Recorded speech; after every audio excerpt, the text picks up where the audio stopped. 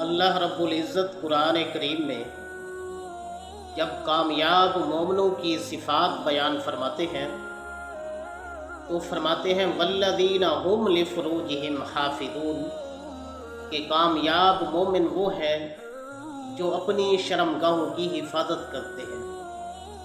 اور اللہ رب العزت نے جب قرآن کریم میں حیا کا اور پاک دامنی کا حکم دیا تو مردوں کو الگ دیا اور عورتوں کو الگ دیا، تو اس سے اندازہ لگایا جا سکتا ہے کہ اللہ تعالیٰ کو حیا اور پاک دامنی کس قدر پسند ہے۔ مومنوں کو الگ حکم دیا، فرمایا وَقُلْ لِلْمُؤْمِنِينَ يَغُضُّوا مِنْ أَبْصَارِهِمْ وَيَحْفَظُوا فُرُوجَهُمْ، فرمایا اے میرے پاک پیغمبر، آپ مومنوں سے کہہ دیں کہ اپنی نگاہوں کو نیچے رکھا کریں اور اپنی شرمگاہوں کی حفاظت کیا کریں۔ اور دوسرے مقام پر فرمایا وَقُلْ لِلْمُؤْمِنَاتِ، کہ اے میرے محبوب پیغمبر، آپ ان مومنہ عورتوں سے فرما دیں کہ یغضضن من ابصارہن ویحفظن فروجہن، کہ اپنی نگاہوں کو نیچے رکھا کریں اور اپنی شرمگاہوں کی حفاظت کیا کریں۔ تو اللہ رب العزت نے جب پاک دامنی کا حکم دیا تو مردوں کو الگ دیا اور عورتوں کو الگ دیا۔ اللہ رب العزت نے جب حضرت زکریا علیہ السلام کو بیٹے کی بشارت سنائی تو فرمایا کہ ہم نے اس کا نام یحییٰ رکھا ہے، کہ لم نجعل لہ من قبل سمیہ، کہ اس سے پہلے یحییٰ نام کسی کا نہیں رکھا گیا، یہ نام ہم نے خصوصی طور پر آپ کے بیٹے کے لیے چن کر رکھا تھا۔ اور ساتھ یہ بھی فرمایا کہ وَسَيِّدًا وَحَصُورًا وَنَبِيًّا مِّنَ الصَّالِحِينَ، کہ آپ کا بیٹا یحییٰ سردار ہوگا، وَحَصُورًا، حصور کہتے ہیں جو پاک دامن ہو، اپنے نفس پر قابو رکھنے والا، اپنی شہوت پر قابو رکھنے والا۔ تو فرمایا وَحَصُورًا، کہ آپ کا بیٹا جو ہوگا پاک دامن ہوگا اور نبی صالح ہوگا۔ حدیث پاک میں آتا ہے الحیاء شعبۃ من الایمان، کہ حیا ایمان کا شعبہ ہے، ایمان کا حصہ ہے۔ اور ایک حدیث میں اللہ کے پاک پیغمبر فرماتے ہیں اذا فاتک الحیاء فافعل ما شئت، کہ جب تجھ میں حیا ختم ہو جائے تو پھر تو جو چاہے کرتا رہے، یعنی جب تجھ میں حیا ہی نہیں ہوگی تو پھر تو کسی گناہ سے رک ہی نہیں سکتا۔ اللہ کے پاک پیغمبر ایک مرتبہ گھر میں تشریف لاتے ہیں اور اتفاقاً چاند کی پہلی تھی، تو اللہ کے پاک پیغمبر اپنی لخت جگر سیدہ فاطمہ رضی اللہ تعالی عنہا سے پوچھتے ہیں کہ اے میری بیٹی، کیا آپ نے چاند دیکھا ہے؟ تو حضرت فاطمہ خاموش ہو جاتی ہیں۔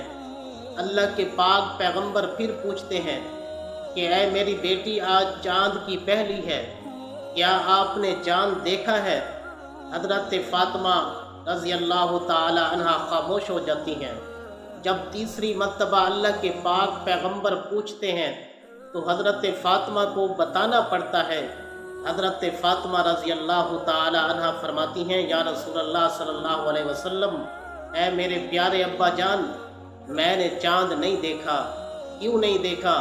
فرمایا اس لیے نہیں دیکھا کہ میرے دل میں یہ خیال آ رہا تھا کہ آج چاند کی پہلی ہے، نہ جانے کتنے مرد اس چاند کو دیکھنے والے ہوں گے، نہ جانے کتنے مرد اس چاند پر اپنی نظریں جمائے ہوئے ہوں گے۔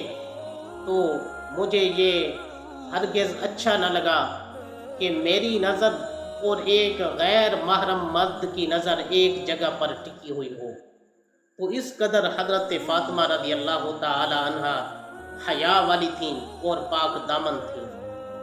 ایک مرتبہ مسجد نبوی میں گفتگو چل پڑی صحابہ کرام کے درمیان کہ سب سے زیادہ پسندیدہ عورت اللہ کے ہاں کون سی ہوتی ہے، تو ہر صحابی اپنے علم کے لحاظ سے بتا رہا تھا۔ حضرت علی رضی اللہ تعالی عنہ بھی یہ گفتگو سن رہے تھے، تو حضرت علی رضی اللہ تعالی عنہ گھر میں تشریف لائے اور حضرت فاطمہ رضی اللہ تعالی عنہ سے کہا کہ اے فاطمہ، آج مسجد نبوی میں یہ بات چل رہی ہے، یہ گفتگو چل رہی ہے صحابہ کرام کے درمیان کہ وہ کہہ رہے ہیں کہ اللہ کے ہاں پسندیدہ عورت کون ہے۔ تو حضرت فاطمہ رضی اللہ تعالی عنہ نے فرمایا کہ اے علی، میں بتاؤں کہ اللہ کے ہاں پسندیدہ عورت کون ہے؟ تو حضرت علی نے فرمایا کہ اے فاطمہ بتائیے۔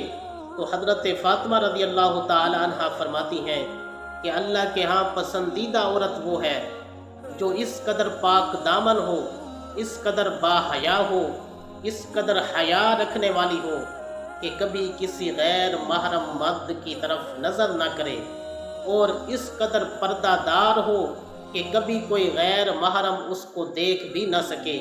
تو یہ عورت اللہ کے ہاں پسندیدہ عورت ہے۔ حضرت علی رضی اللہ تعالی عنہ جب مسجد میں تشریف لے گئے تو صحابہ کرام بھی بیٹھے ہیں اور اللہ کے پاک پیغمبر بھی بیٹھے ہیں۔ تو حضرت علی فرماتے ہیں یا رسول اللہ صلی اللہ علیہ وسلم، میں نے حضرت فاطمہ سے پوچھا کہ آپ بتائیے کہ اللہ کے ہاں پسندیدہ عورت کون ہے؟